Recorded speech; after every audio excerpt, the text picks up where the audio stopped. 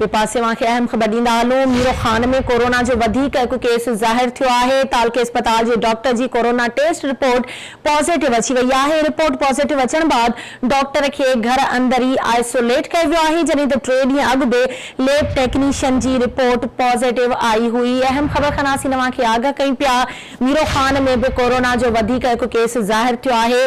तालके अस्पताल जे डॉक्टर जी corona taste report positive अची वई आहे। रिपोर्ट पॉजिटिव अचण बाद डॉक्टर के घर अंदर ही आइसोलेट किया वियो आहे, जॾहिं त 3 ॾींहं अॻु बि लैब टेक्नीशियन जी रिपोर्ट पॉजिटिव आई हुई। अहम ख़बर आहे नासिर इकबर ॿीहर खे आगाह कंदा हलूं। मीरो खान में कोरोना जो वधीक हिकु केस ज़ाहिर थियो आहे। तालका अस्पताल जे डॉक्टर जी कोरोना टेस्ट रिपोर्ट पॉजिटिव आई आहे। रिपोर्ट पॉजिटिव अचण बाद डॉक्टर के घर अंदर आइसोलेट किया वियो, जॾहिं त 3 ॾींहं अॻु बि लैब टेक्नीशियन जी रिपोर्ट पॉजिटिव आई हुई। हिकु भेरो ॿीहर नासिर खे ॿुधाईंदा हलूं। मीरो खान में कोरोना जो वधीक हिकु केस ज़ाहिर थियो आहे। तालको अस्पताल से डॉक्टर जी कोरोना टेस्ट रिपोर्ट पॉजिटिव अची वई आहे। रिपोर्ट पॉजिटिव अचण बाद डॉक्टर के घर अंदर ही आइसोलेट कयो वियो आहे। अवांखे इहो ॿुधाईंदा हलूं त 3 ॾींहं अॻु बि लैब टेक्नीशियन जी रिपोर्ट पॉजिटिव आई हुई।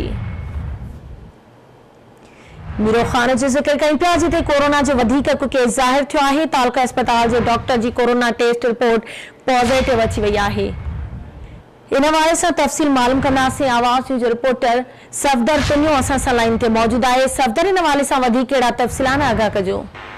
जी, मीरो खान समेत जेके कोरोना के हवाले सां जेके टेस्टूं कई वियूं केतिरनि ॾींहंनि खां, मीरो खान जे अंदरि गुज़र 3 ॾींहं में भी जेको कोरोना जो टेक्नीशियन हुयो तालका अस्पताल मीरो खान जो रिज़ल्ट पॉजिटिव अचण खां पोइ नाइट इंचार्ज ट्रॉमा सेंटर जो मीरो खान जो आहे हीरानंद, उनजी टेस्ट रिज़ल्ट जेका कोरोना वो पॉजिटिव अची वई आहे, जेके पंहिंजे घर शहदाद कोट जे अंदरि आइसोलेट कयो वियो आहे। जी ठीक है, मुझे वॾी महिरबानी सफदर तफ़सील खां आगाह करण जे लाइ।